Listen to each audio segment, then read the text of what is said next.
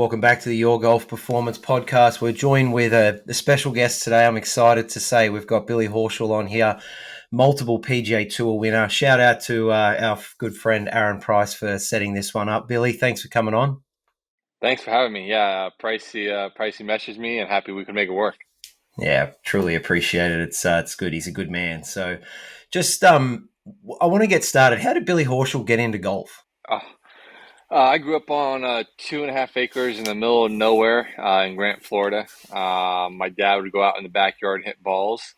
We are from the back of our house to the end of our property is about 100 yards, and I just went out there and right around the age of 2.5, 3 maybe, and he cut down some clubs, and I would just hit balls in the backyard. And so, obviously, my dad's the one who got me into it. I wanted to be like my dad and follow him and be around him. So that's how it all started.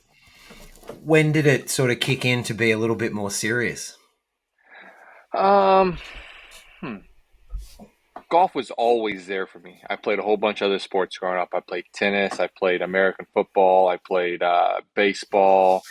What else did I play? There's something else. I'm probably forgetting another sport too. The two sports that I played the most and the longest was baseball and golf. Um, Around the age of 14, I broke my elbow playing baseball, and at that point, I was about to head into high school. I was trying to figure out if I wanted to play baseball or golf, or did I want to do both in high school.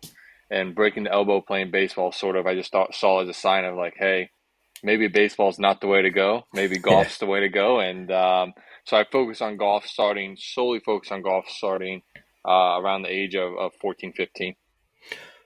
Were you one of those kids that was just good at every sort of sport you picked up, or like pretty handy?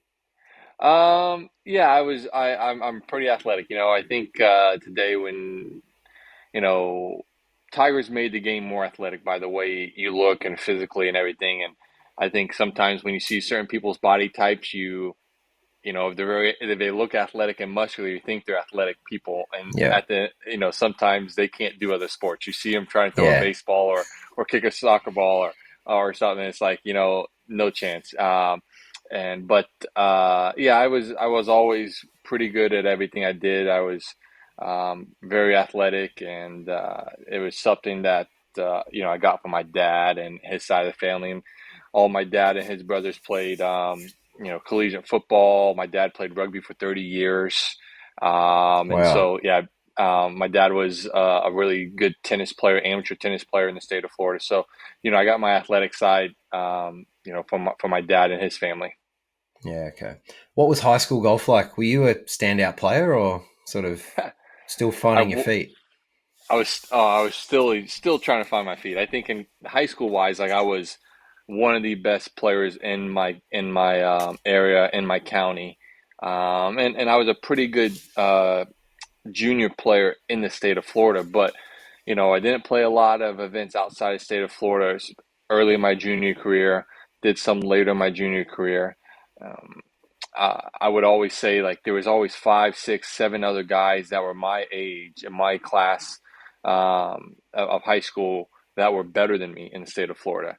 And in the state of Florida, we have a lot of really good golfers. Obviously, with the weather, being able to practice 365 days a year, golf is a big sport, and you have a lot of great juniors. But I wasn't by far a world beater by any means. I was a very um, you know, better than average junior player and had the potential. I just hadn't come into it yet. And, um, I was fortunate enough to go to the University of Florida.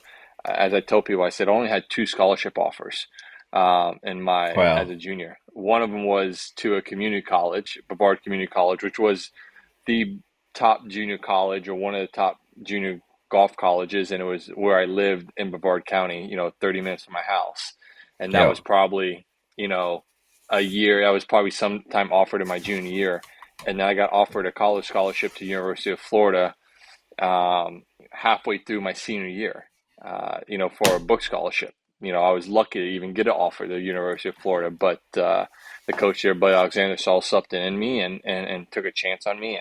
And so, yeah, I mean, it's one of those things now that when you look at it and the way it played out, you would never expected, things to turn out the way it did. But I've sort of been lucky to have things fall my way and take advantage of those opportunities.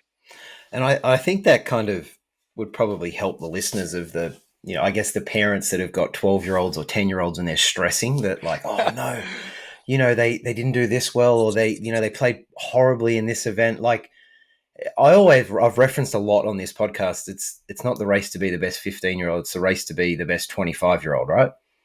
Yeah.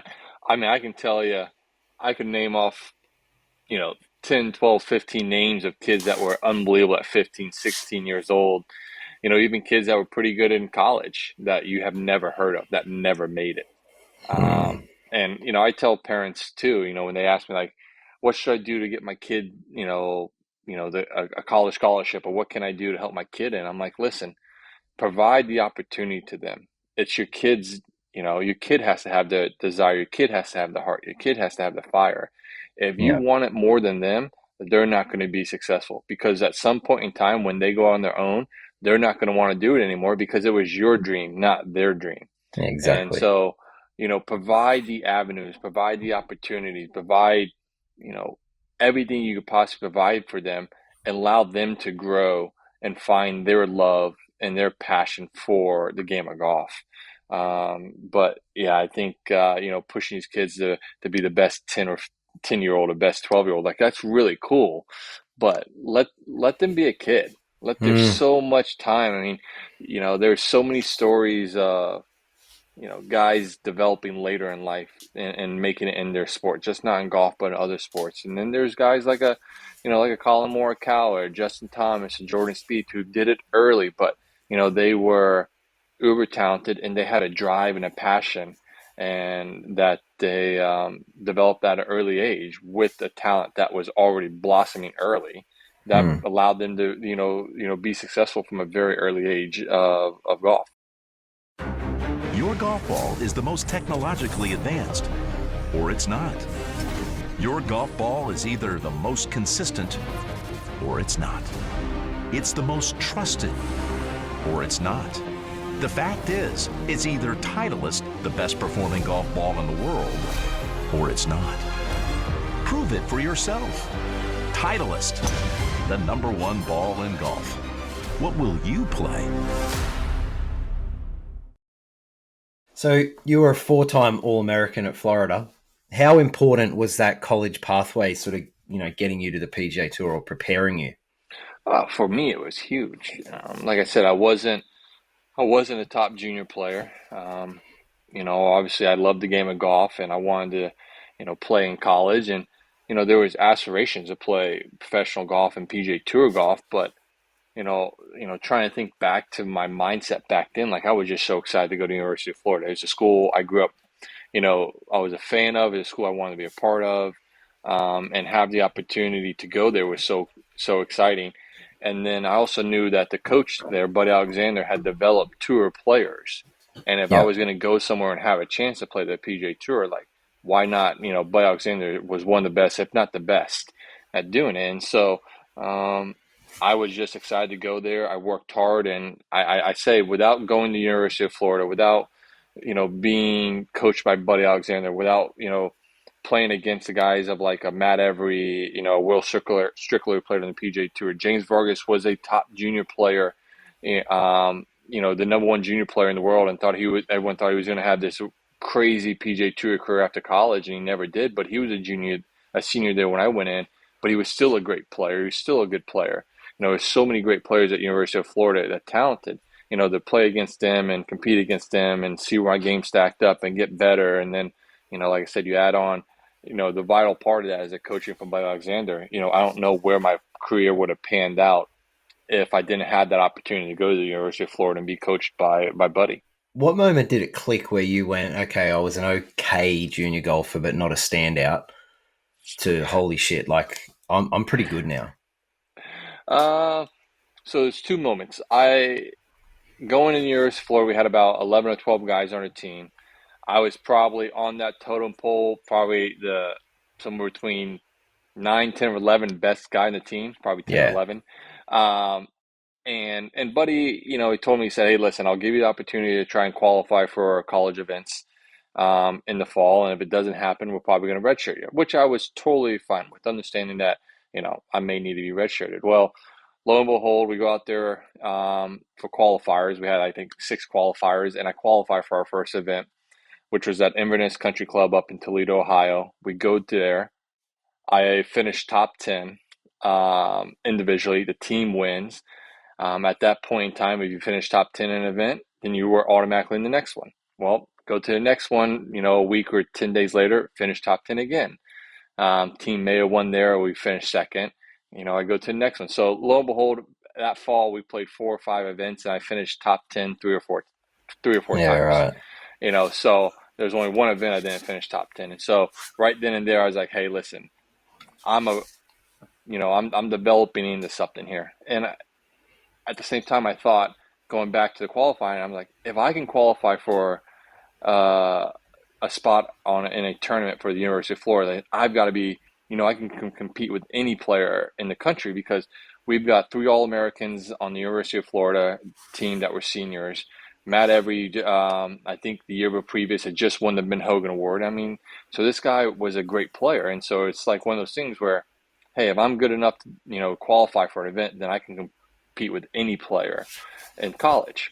So that was that first, mini or big jump.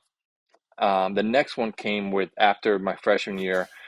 We had just finished second at nationals as a team. I think I finished, 7th, 8th, or 9th, something as an individual. Come back, I go to qualifying for U.S. Open sectionals, and I qualify for the U.S. Open. Wow. And so I go play the U.S. Open. I had a chance to make the cut. I didn't. I got off to I think I went triple bogey. I was 5 over after 3 holes, the first at Wingfoot in 2006. I started hole number 1. I was 3 over after 5, and I made 15 straight pars. At that point in time in my career, I wasn't a great putter. I was very, very streaky. If I had made anything that day, I could easily have shot.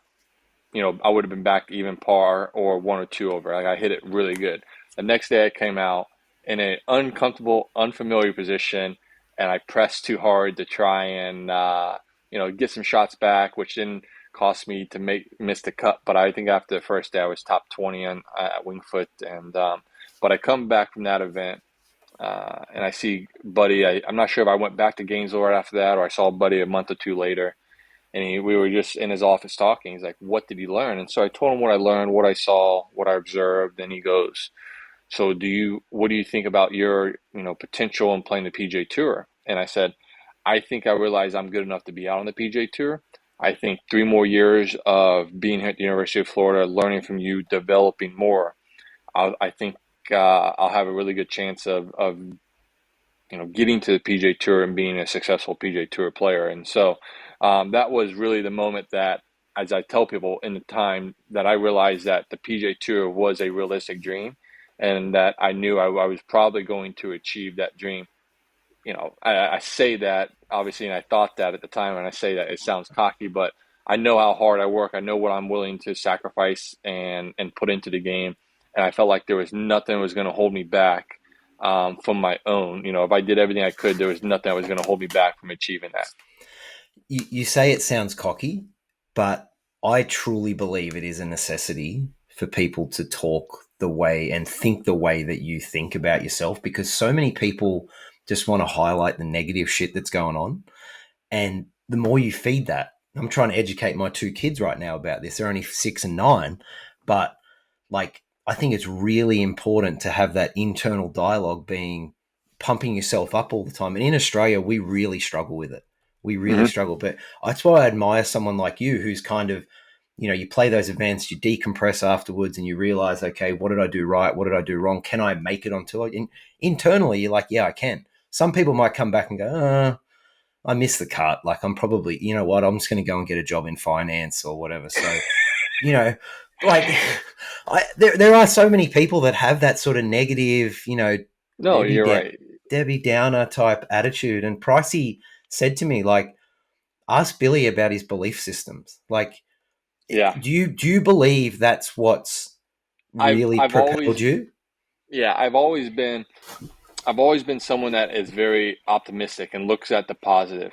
Very rarely, I'm not gonna lie. Do I see the negatives, and do I sometimes, I don't focus on them, but I'm aware of the negatives. But I'm always, I flip the switch very quickly, and it's a positive. Like, okay, what do I need to do next? If I am see something negative, then what do I need to do to, improve that negative, or not have that experience again? But at the same time, as I tell people, I said, as much as I'm an optimistic and I'm very positive and always looking that way, I'm very realistic as well too. I'm not afraid to look myself in the mirror if I'm not doing something well, and say, hey, listen, you're not working as hard, or you're not doing this right, or you're not doing that right. At the same time, I have people around me that I want them to tell me the truth. Like, I want them to be positive, when I need them to be, but at the same time, I need to tell them if I'm not doing something right, or I need to do this better, or something I'm doing isn't what they feel is right. I need them to tell me. So, no, I'm very, very, very positive, very optimistic. I wouldn't say I'm not sort of like blind optimistic, Yeah, but people like, I mean, you're aware. if you ran over my dog, I'm like, oh, that's okay. That's okay. No, like, those people like that, but Yeah, no, no, but like I said, I mean, I always think there's something better down the line. I always think if you're working towards something and you're doing the right things, you have to believe something good is going to come your way. You don't know when it's going to, but yeah. you have to be prepared that at some point in time, something's good is going to come your way, and you have to take advantage of it and be aware of it when it is. And if you're being negative, you're not seeing that, then you can miss those opportunities as well. Yeah, of course. And even if you work your butt off and it doesn't work out for you, like for the kids that are listening, you're learning valuable lessons in life that are going to, whether you end up in the corporate world or whatever, like it's going to teach you so many lessons, this game. You Yeah, can chip away. I had a student a couple of years back who went over and played college golf, and he was like, I'm putting in all this work and I'm getting no results. And I'm like, you might get the results 6 years from now. Like it's not, it's the problem with social media these days. They just go on and see everyone's highlight reels, and they think everyone just, they put 5 minutes of work in and they get everything given to them straight away. yeah. Obviously we live in a world where we want instant satisfaction, instant gratification, and I'm not a, I'm not, blind to that. I'm not. I have my own issues too. I want, when you put in the work, you want to happen right then Yeah, and of there, and course. you have to realize it doesn't. And I've always said, with anything, you want to always be on an ascending curve, or ascending trajectory. You want your highs, wherever your high was last time, you want to be higher than the previous, and wherever your lows, because you're going to have your lows, you never want to go as low as than where your low ones last time. So as long as that's happening, you're always getting somewhere. And and understand, like, there's a lot of people that put hard work in this game, hours in this game, and they haven't made it, and that's okay. Like, sometimes it's not in the cards for them, and that's the way it is. But I think, as you hear this said a lot, and it's something people talk about all the time. Like, when you look in the mirror at the end of the day, or when your life is all said and coming to the end, like, you can say, man, I did everything I could to be, to try and give it a shot, and just didn't work out. Or I lived life the way I wanted at the same time. It's one of those things where at the end of the day, I don't want to have any regrets. I don't want to have any regrets that I didn't do something that I wanted to do because I didn't put the work in, I didn't take a chance, I didn't believe enough in myself, whatever it may be. Like, I want to be able to comfortably lay my head on the bed, on the pillow every night, and be happy with the day's work I put in, or the life I live. Yeah. So turning pro, what was that transition like for you? You missed quite a few cuts early on. How did that Yeah. how did that go mentally for you? Yeah, I was lucky enough to play well in college, which got me some sponsors right out of school. I went in, I got my tour. I went to Q school, the old Q school, where they gave 25 cards away, and I got my card right away. And then I went out on the PGA Tour, and I had a little bit of a wrist issue, which I had to have surgery on in March of 2010, so 3 months after I got my tour card. And I did miss some cuts. I missed, the thing I think it was more of not the physical, not the talent, not the game. It was more the mental aspect. Like, I was putting so much pressure on myself that I needed to do that, and needed to, you know, be this type of player, or something. Like, I just wasn't. I didn't do a good enough job of making the transition from being a college player to a tour player, and understanding. Um, I'm trying to see how I can phrase this. I was more or less. I went back into my junior career, Yeah. in the way my mental was, putting pressure on myself, grading myself up against other guys and seeing them and wanting to, you know, see how great they hit or anything, instead of what I'd create this foundation of in college and build upon. I think it's because because you're playing for something, and you're competing something and there's results, right away. Where in college, um, I could practice and I could see how good these guys were, and I could see if my game compared to them, what I needed to play and what I needed to improve on. And pros, they throw you in right away, and it's Mm. like, hey, you go get it, go figure it out a Were you little bit. starstruck at all? No, I wasn't. I've never been starstruck by anyone I've met in this world, of any caliber, of any athlete, of any celebrity, of anybody of any means. I've always, because I come from, very little means and very blue collar background. I've just looked at everyone as, that yeah, someone could be more successful than me, someone has more money than me or whatever, but just one of those things where everyone, the saying goes, we all put our pants on the same way in the middle at the morning. So. That's the way Yeah. I've always seen everyone.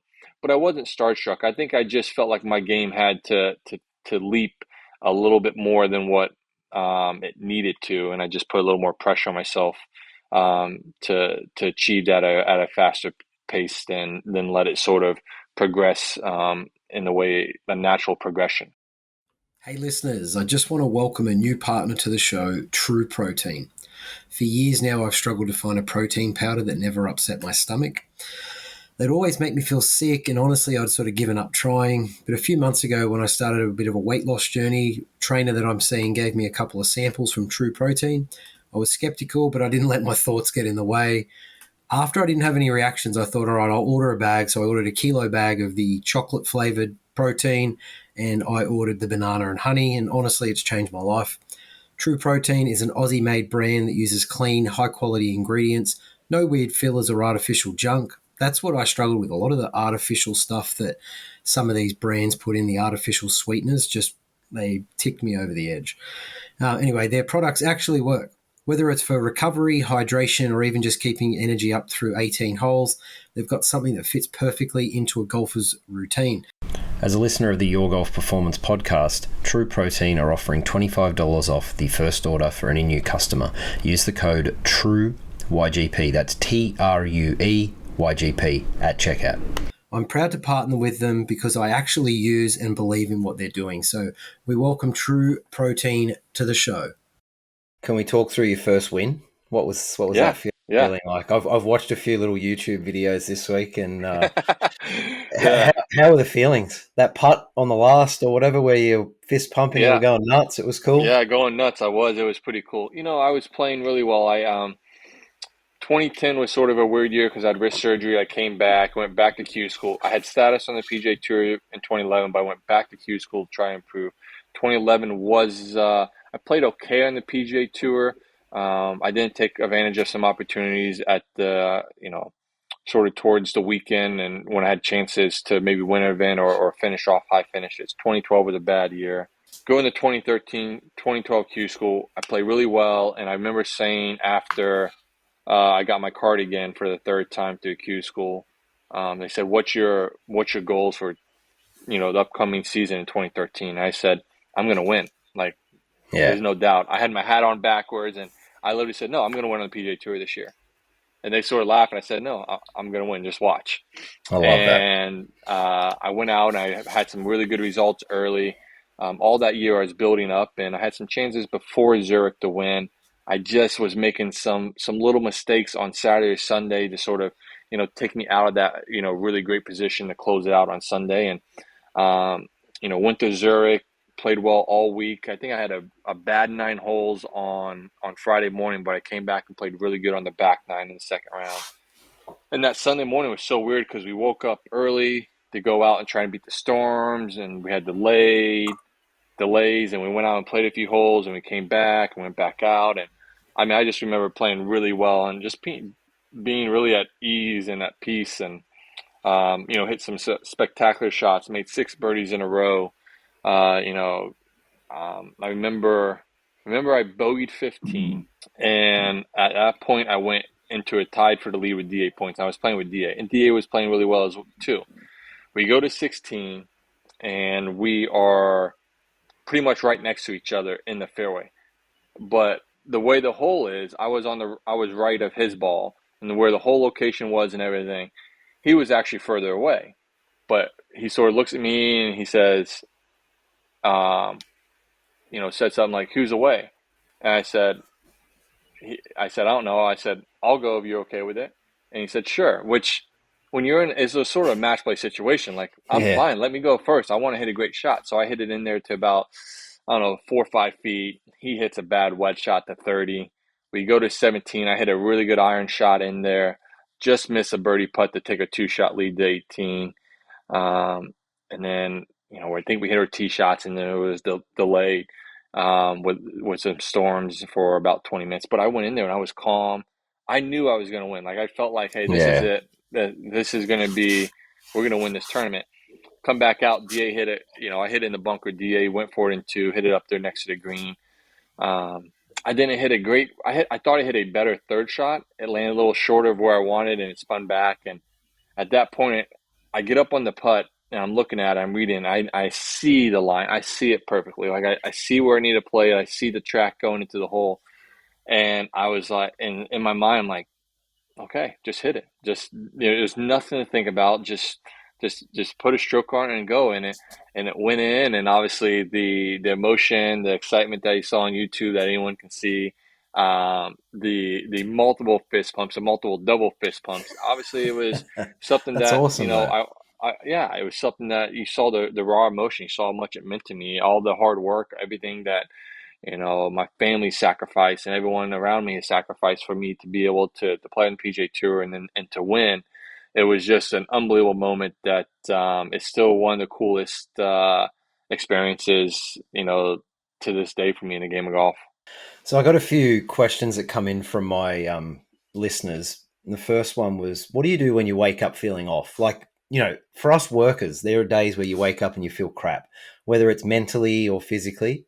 Are there weeks where you're just out there and you just don't want to be there, or days where you don't want to be there? Yeah. How do you overcome it?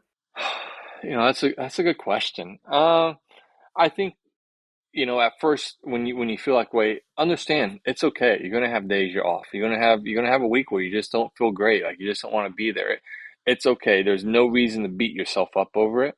And I think at that point, after I've sort of addressed it that way, I just try to find 1 or 2 things to focus on that I want to try and, improve on.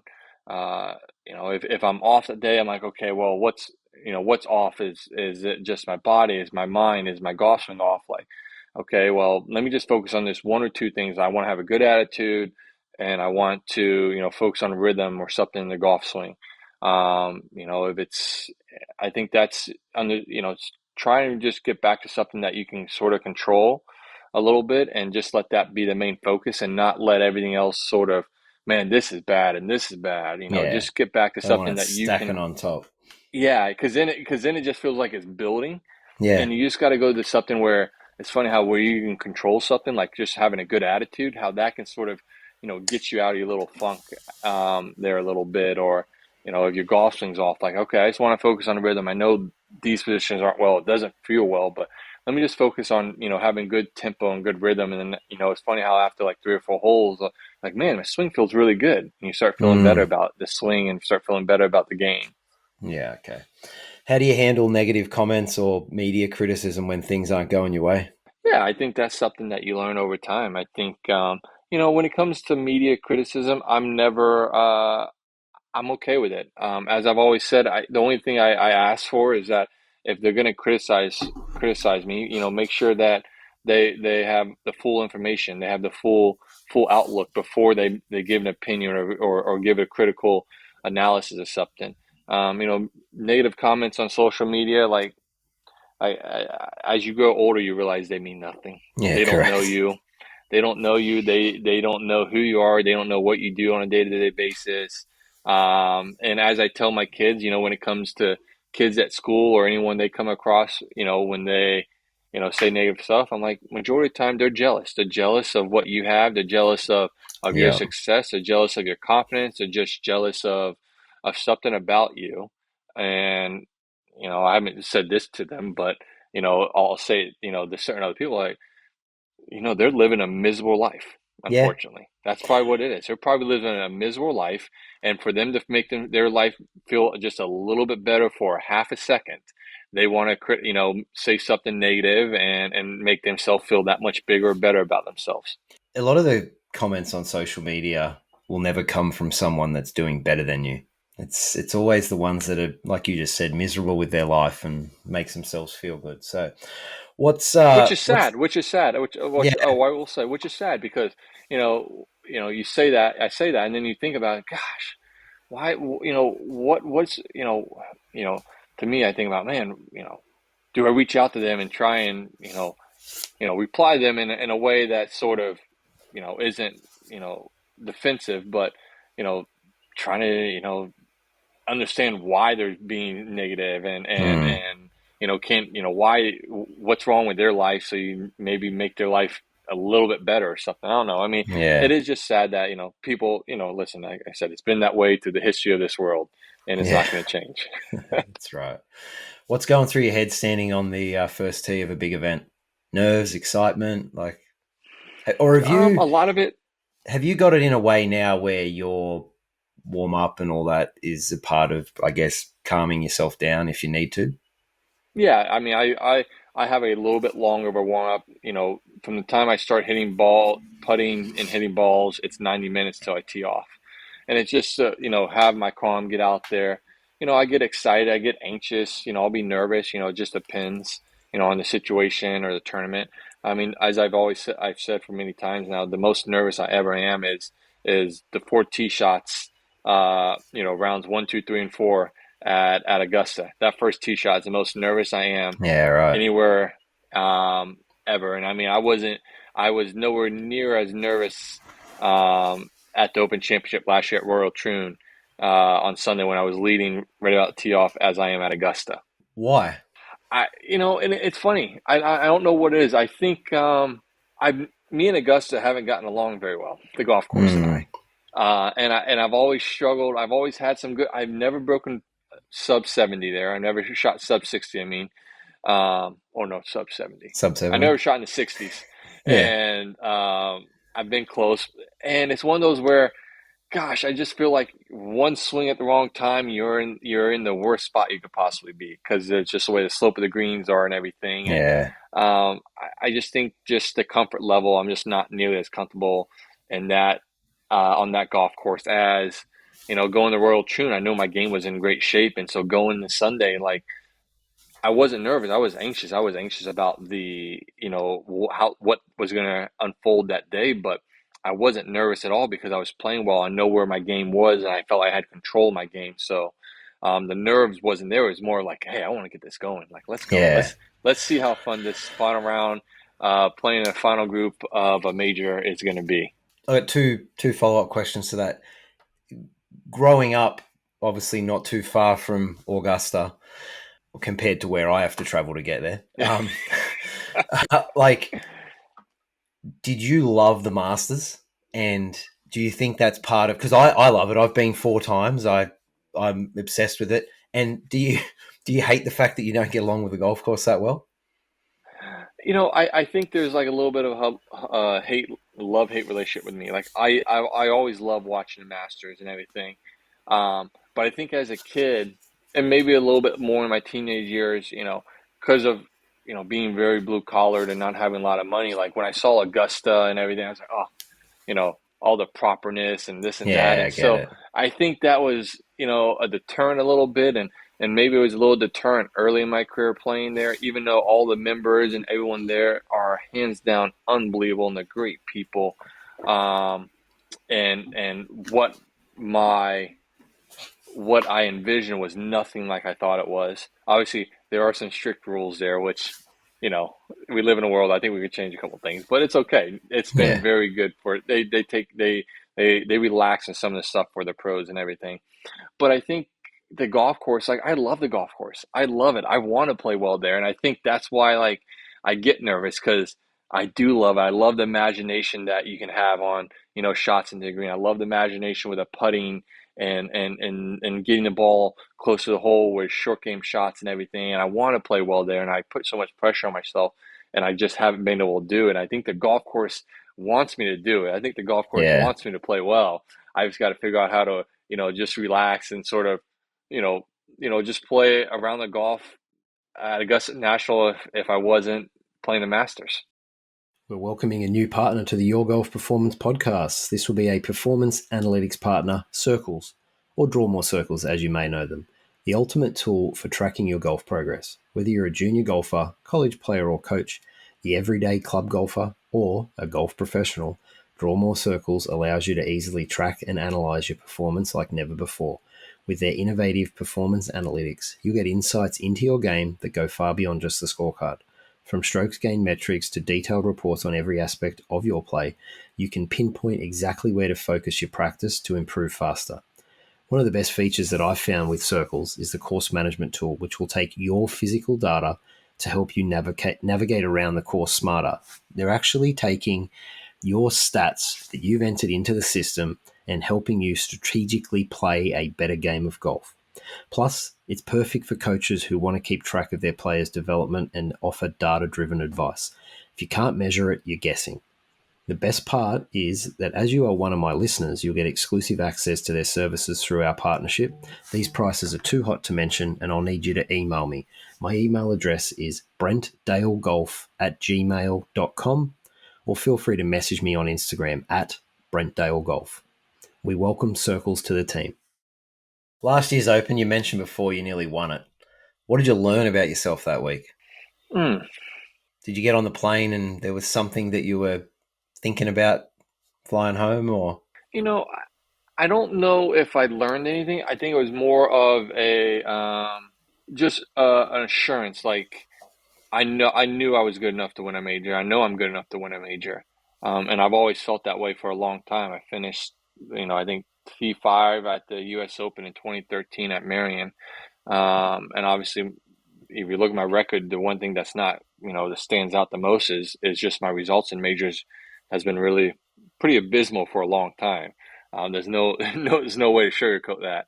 Yeah. But I think it's one of those things that last year was a big step for me because I felt mentally over the last 4 or 5 years, the way I've gone into majors, the way I've prepped, the way, I felt mentally prepared for. I felt I was in a good spot. It was just the execution of the golf shots and, certain things not, firing on all cylinders in tournaments that sometimes it needs to do. And I think it was just one of those things that I got on that plane, the next morning. I'm like, yeah, I'm going to win a major. I do what I do what I can. I take care of my business. I continue to put my work in. I feel like I will have, I do believe I'm going to knock off a major, and hopefully I'll knock off more than one before my time's done in the game of golf. And listen, that obviously I'm sort of, I turned 39 at the end of the year, and so obviously my time is dwindling, but I don't believe that window is anywhere close to being closed yet for me to win a major. Yeah, for sure. Do you have a specific practice schedule that you do during off weeks, and how do you decide what you need to focus on, or do you have a team around you that tell you what you need to practice? A lot of times I'm pretty aware of what I need to practice. I have a stats guy, and I have my swing coach that we have some conversations maybe after the tournament or the day following, or just certain things I may want to work on when I'm home. I wouldn't say there's a set practice schedule. I would say, like I said, I'm in the gym at 6 a.m. every morning, so I'm back in the gym training on my off weeks hard. But a lot of stuff is those off weeks are focused on what I may have not have done well the weeks prior to having that off week at home. If there's certain shots or a short game or putting or something like those are the stuff I'm going to really focus hard on that week. And it just depends on where my game's been when I come home, because sometimes you've been on the road for 3 or 4 weeks, you're like, hey, my game's in really good shape. I don't really need to do a lot. I need to really, focus on recovery and just recharging the batteries and not putting too much energy out, because physically, in the sense of the swing and everything else, is in good spot.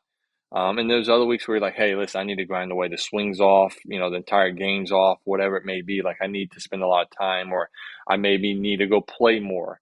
I feel like I'm doing a good job, like mechanically and everything, but execution wise of the shot in the, right then and there, I'm not doing a good enough job. So I'd rather go play against, other guys, other tour players, or get in a little money game where you got to hit the shot right then and there and execute. Yeah. If you do a 3 or 4 week stretch, do you feel exhausted after it? Or is the fitness side of things for you, does that help you, I guess, just be able to feel like it's just normality? I just hear about some people say they're exhausted after a 3 or 4 week stretch, and some people, like Tom Kim, seems to play 51 weeks of the year type thing. Yeah, I mean, it helps when you're 22 or 23. Yeah. I think early in the year, playing 3 or 4 weeks and then coming home, like I'm not nearly as tired. I think as the year goes along, and it all dictates, what's been going on that year. It's funny when I hear guys say, "Gosh, I'm really tired." They played really well for, let's say 6 out of 8 weeks, and like, man, I'm just exhausted. I played a lot of really good golf. I played a lot of high level golf. I'm just really exhausted. I'm like, I've never felt that way. I'm like, man, I want to go back out. Like, So that gets you buzzing. Yeah. That gets me buzzing. I'm exhausted if it's been, let's just say, a month and a half of golf and I haven't played that well and I've been grinding at tournaments and, before rounds, after rounds, practice rounds, just spending hours and hours grinding away at the game and the results aren't there. Like that's where I get, I'll come home like, I'm pretty tired. I'm pretty exhausted, but I never feel that way at tournaments because I guess I always have the energy. I always have the buzz. I always like, tomorrow's another day. Tomorrow's going to be better. I'm going to figure out some way to make it better than if the previous day was bad. So it doesn't really hit me until I come home. And usually it's not even the first day. It's usually like Tuesday, Wednesday is when it really hits me that how tired I realized how tired I was and how much I wore myself out during that stretch of golf. I reckon you're going to be a motivational speaker when you finish your PGA Tour career. This is like a psychology session for kids as well. I love it. What's a tournament week look like for you? As far as you got a habit that you stick with? Yeah, I'm a creature of habit. I've been a routine oriented person for a long time, and once I find something, I keep it. And a lot of times, I'll get there. Let's just say I get there Monday sometime. Usually Monday's a travel day. So Tuesday, let's just say I start on Tuesday. Usually wake up. I'd rather wake up early and work out early in the morning because I know after I put in my day's work on the golf course, my motivation to work out afterwards is not there. So I don't mind waking up at 4 a.m. or 4:30 to go work out for an hour, 90 minutes, and then go practice. And so usually I'll wake up and go work out at 5. Work out till 6:30. Grab some breakfast, and I go to the golf course, meet my caddy about 7:30, 7:45. I'll play somewhere between 8:30, play 9 holes on Tuesday. I'll come back, I'll do some range work. We do a wedge combine that we do, and usually we'll either do that on Tuesday, Wednesday. Usually it depends on the like the wind, because I really like to do it based on like the range. Sometimes if it's blowing downwind, I don't like doing the wedge drill downwind. So like Tuesday it's downwind, and I realized Wednesday's going to be into the wind. I'm like, okay, I have no problem doing the wedge drill into the wind. So we just sort of basically we'll pick a day to do it based off weather conditions or how much I'm working on my swing mechanically. We do some short game drills that we do on Tuesday, and then putting drills as well. And so I'm at the golf course roughly from 7:15 until I would say 2:00 normally on a Tuesday.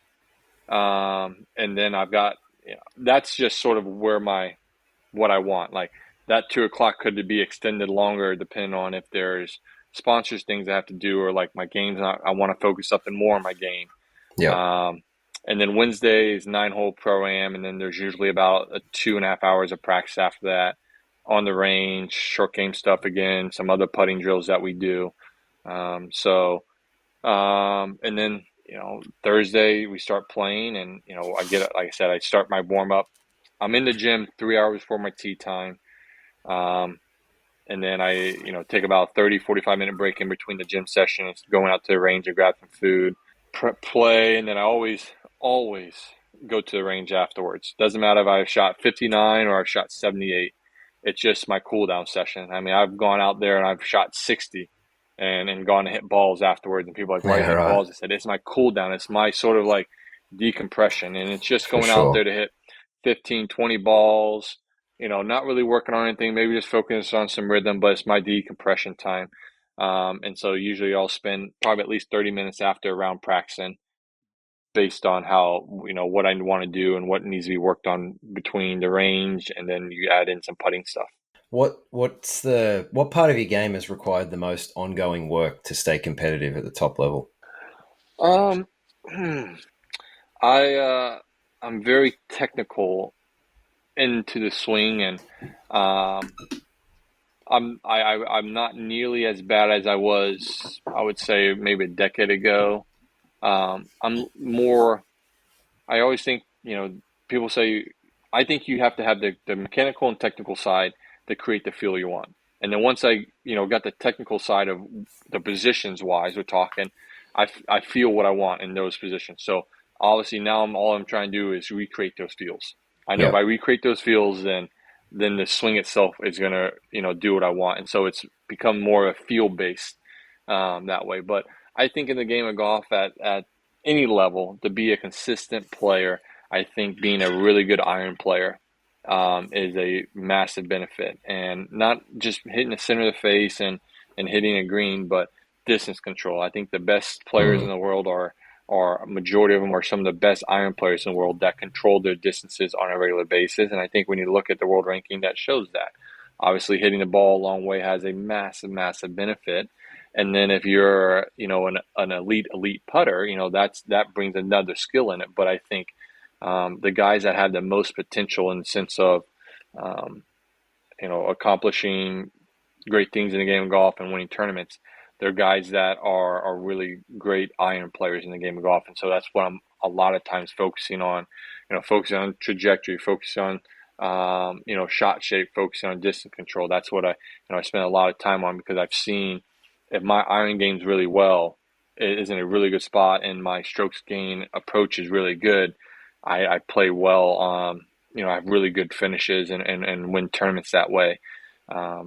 Even though I have won tournaments by making everything you can possibly see when you get on the green, I've won tournaments that way. But consistency level is what I want to try and achieve, and that is for me to achieve. That's by having a better iron play on a regular basis. You mentioned earlier about being a streaky putter. I don't know if it was it college or something? Yeah, in college I was a streaky putter. Yeah. Where did it change? Because you're a pretty strong putter, and someone's asked, can you talk a little bit about your putting stance? How did it evolve? So in college, I was a streaky putter. I was always really good inside 10 feet. Outside, was, hit or miss. My stroke at the time was a little bit different. We've done I used to have an outside, sort of cut across the putt a little bit. And so obviously when you have that, you're not, you're cutting it, is always going to be, you're not always going to hit your start lines the way you want on a regular basis. And so when I got to the tour, it's still pretty streaky. And it wasn't until I went to left-hand low that I got better.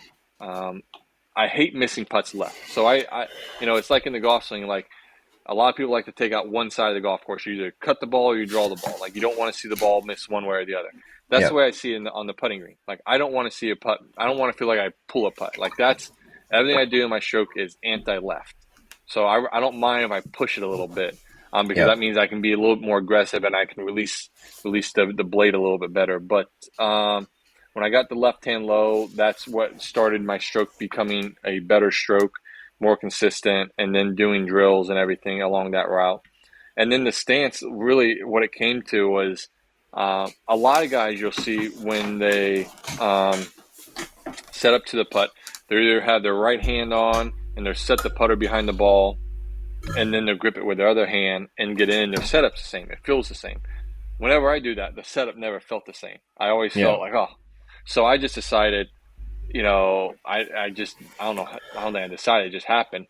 I got set up beside the ball, and I was like, well, I'm just going to inch into the ball. And so I sort of inch my way into the putt, and that's how it is, because I'm maintaining that setup where the arm structure and where I want the arms are and everything, and I just go ahead and sort of get behind it that way, already set up, and then I go. And so it's funny. It's like I've heard people say I'm inching up on it, I'm sneaking up on the putt, whatever it is, but that's what works for me. It looks weird at times, and I've tried to do it where I don't sort of just barely, or I'm not like sort of inchworming my way in there. I tried, go in there, real like one smooth motion, but it's just, I can do it at home. I just can't do it in a tournament.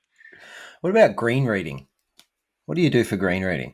I get asked this, quite a bit of how I read greens. I think the best way to read greens is if you have depends on, when they cut the greens, is go out early in the morning when the dew is on the putting greens and hit putts. And you start learning, you're like, okay, hey, you see the line, like I'm going to aim it there. And you see, okay, like that missed low. Why did it miss low? Did I hit it hard enough, or did I not play a high enough break? And so you sort of start learning that way to sort of read greens, and you understand, the slopes and how much you have to hit a putt, or how the speed of a putt affects something. That's one way to do it. And I think that's such a better way, because you see the visuals of it so much easier with it's like shot tracer. Yes, exactly.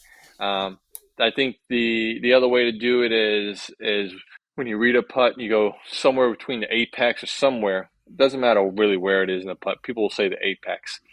And sort of put two tees or two coins and create a gate, and sort of hit the putt through the gate. You want that ball to roll through the two coins, and whether you miss low or high, it tells you whether you underread it, you played it, or you overread it, or did I hit it hard enough? Did I not hit it hard enough? It's sort of another feedback that way of learning to read greens a little bit. Okay. And then I've always read the greens with my feet. Like my feet tell me, if it's breaking left to right, right to left, somewhat how much, and then my eyes, sort of validate that and tell me, is it a bigger slope or less of a slope?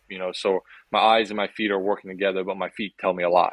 So is that kind of your own aim point that you've worked out type thing? Yeah, it's aim point before aim point. Like I may straddle a line once in a blue moon, but if you see how Tiger did it for years, how he would go, wherever the ball was to the hole, he would, sort of walk along the line with his feet and feel, okay, this is right to left, this is right to left. And then, at the hole goes back left to right. He would feel that with his feet. And that's before aim point ever became a thing. That's sort of how, you read red putts. So you're obviously known for staying in great shape. What does your fitness routine look like, I guess, weights-wise and that sort of stuff? And how often are you in there? And one of the chiros over here, chiropractors that tunes in, sort of said, like, what kind of treatments or recovery work do you do to stay healthy? Yeah, I think I've always been in the gym. My dad, like I said, was very athletic and looked after himself. So it's something that was ingrained in us at an early age. I wish I would say taken it more serious or been more disciplined early in my career with it. But over the last, I would say 8-9 years, I've done a really good job of being consistent. And about 3 years ago, I went to my trainer. I said, hey, listen, mid-30s at the time. I said, we're getting to a point now where we need to start really, we've done a lot of the corrective exercises and doing a lot of the golf stuff. So we need to start putting on more muscle. We're going to start losing muscle here as we get older. Yeah. So we can start adding muscle, which will be a benefit. And since of protecting the joints and everything, that will be great. And then with that added muscle, I've been able to gain speed, and I've gotten longer because of it. And it's something that we do, we focus on now for the last 3 years. I'm in the gym 5 days a week at home. On the road, same thing. I'm in the gym probably more on the road because we have Saturday, Sunday as well. Yeah. But we're doing strength exercise, we're doing power exercise, we're doing Bulgarian squats, we're doing deadlifts, we're doing bench presses. We're doing, we're slamming the balls against walls. We're doing everything, to gain strength, to gain power. But at the same time, we're also in those movements, or in between those movements, we're doing golf specific stuff to make sure my golf, my body's working the way we want, and we're protecting, the areas of my body, so we don't hurt ourselves. It's all great and everything to be able to lift, but if you can't lift smart and you can't protect yourself and you're not able to lift heavy, then because of your body, then there's no point to do it. So, and then to the chiro and the physio, I've had a physio now for 10 plus years that I work with on tour. So routinely get worked on at tournaments. I see him after rounds. I call it a flush, but he's working every part of the body, flushing out the muscles. If there's any areas of tightness or anything, he's working on those. We do acupuncture, we do cupping, we do all that to get maintain the body consistency on a day-to-day basis. Because at the end of the day, I want my body to be the same every day. I want it to feel the same every day. And I know that's not possible, but the more we can do this, the stuff that allows it to be, the better than the consistency of the swing and the way you feel. And hopefully that leads to the consistency on the golf course in sense of play and results. Love it. What about nutrition? Is that a big part of your life? Yeah. I've always... No, listen, I try to eat well. I feel like I eat, fairly good. I won't lie, and I've never, been shy of this. I've got a massive sweet tooth, and I don't think I've ever walked by a cookie and turned an opportunity to eat a cookie, especially if it's chocolate chip. So yeah, it's I think it's all good in moderation. But I'm doing protein, I'm doing, amino acids, I'm doing, I'm taking more supplements now than I did, even 5-6 years ago, just to, maintain, a high, level of function that allows me to train and practice at a high level on a daily basis. Yeah. Okay. I got a sweet tooth as well. I probably need to train a bit harder. Listen, I'm telling you, if I had, cookies and ice cream, I can just, I can go through it very quickly.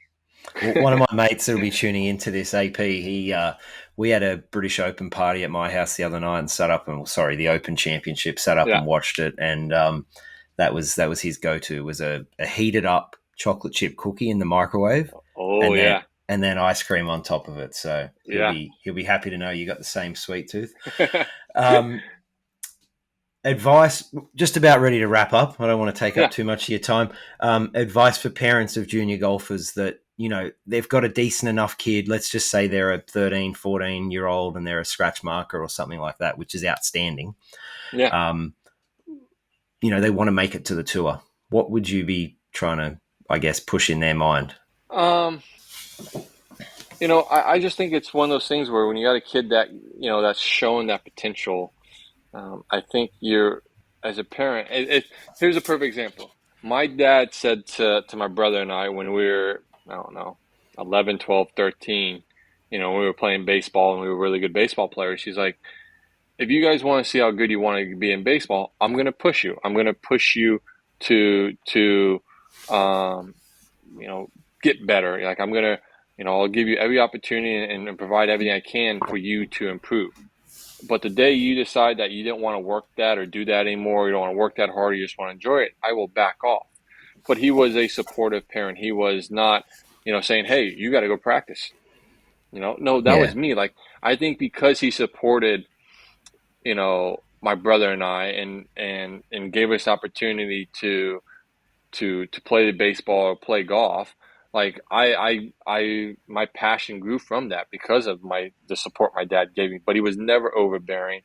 He was always providing, anything,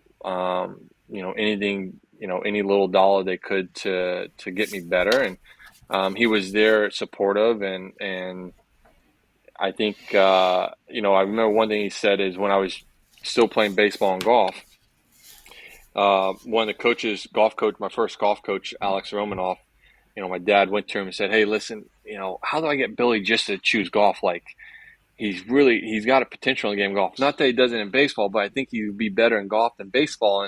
And Alex just said, hey, listen, it'll all play out the way it should. Like, I think parents want to get involved a little too much too early. And you just got to let your kids sort of find their way. And it's tough because, as a parent, you have more knowledge than them. Yeah. You have more years of wisdom and everything. But at the end of the day, the best thing for your kid is let them find their way into their their ability and how good they want to be and what they want to achieve in the game of golf and what they want and how much effort they want to put into it. Because at the end of the day, as I tell people, you're not going to get to the PGA Tour by doing the bare minimum. You're going to have to work your butt off, and you're going to, whatever you think, and I tell kids, I said, whatever you think, however hard you think you have to work, just go ahead and, I don't say double. You just have to work harder. Yeah. You can't, right now, you cannot spend enough time practicing. You cannot spend enough time playing. You cannot spend enough time working on the game of golf because you have to gain these hours of knowledge and experience and different shots and what works and what doesn't work and trial and error. Like, there's just hours and hours that you have to build on to achieve, possibly play on the PGA Tour. I love it. What's your proudest win, and what made that week so special for you? Proudest win. Listen, they've all been pretty special. I would say, 23 was a tough year, the toughest year of my professional career. I came off a good 22, and I was really excited about 23 and really, pushing more into playing at a higher level on a more consistent basis and challenging for majors. And it was just the complete opposite. I didn't make 2 cuts in a row until the end of the year when I played 3M and Wyndham, which was unheard of for me. I think at that point in my career, I had like an 85% cut ratio made or something. But to come back in 24, obviously winning at Punta Cana was awesome, and it was more of a validation because I knew I was good enough to still play in the PGA Tour. I knew I was good enough to still win. It was more of a validation, and a thank you to my team for all the hard work and sticking by me.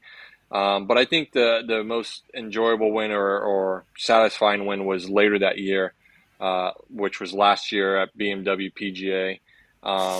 Playing that tournament again and winning for a second time and going up against Rory. I've had many instances where I've gone up against Rory, and I've been fortunate enough to come a little bit, I think maybe on the better end of the side than him. But to go up against him in a playoff and with him and Tristan Lawrence and then for us both to hit 2 great shots in 18 and him miss his eagle putt and mine to go in. It was unbelievable. I mean, Rory's a really great friend of mine. I think the world of him. I think he's the greatest player of our generation over the last 15 years. Obviously, Scotty's challenging that over the last 5 years now. Yeah. What he's done, but yeah, I think that was the most satisfying win just because of what happened in 23. The comeback, win another big event, and to do it against who I think is arguably the best player I've had to deal with in my generation over the last 15 years. Yeah. You're a big UK guy too, aren't you? Yeah, I love UK. They treat me well over there. Mate, just before we go, last question. What's the TGL been like? I know you've been out, you've had your hip injury and surgery and that, but what's TGL been like for you? You know what? It's so cool. It's something completely different than we could ever have dreamed up, and no one could have imagined that at some point in the game of golf we'd be playing indoors on a high-tech simulator with a green that rotates and the green itself changes breaks and slopes, and so it's been a really cool thing. I think as I mentioned to someone during the earlier this year about it, it's brought that sort of that kid-like energy and a kid-like love for the game of golf back again, because playing the PGA Tour does take it out of you a little bit, just the wear and tear and just the grind of it and everything. But to do something like this, it sort of brings that kid-like love for the game of golf back, and it's been something that I enjoyed tremendously. I think a lot of guys did, and I think we're looking forward to another great second season of TGL, and then hopefully building this to sort of just be an additive part of the game of golf. Obviously, it's never going to replace the game of golf, which I don't think that was never our plan and isn't our plan. But it's something just to show golf in a different form and a different way for people to experience a game of golf, whether it's watching as a fan or wanting to get involved in a game of golf because you're seeing TGL and you want to go hit into simulators, which may lead to going to play out on the golf course. Yeah. Billy, I can't express how grateful I am to have you come on and have a chat. It's truly an honor, and I think everyone will get a lot out of that episode, mate. My pleasure. Happy to come on. Happy to. All right. Take care, mate. See ya. Thanks, my man. See ya.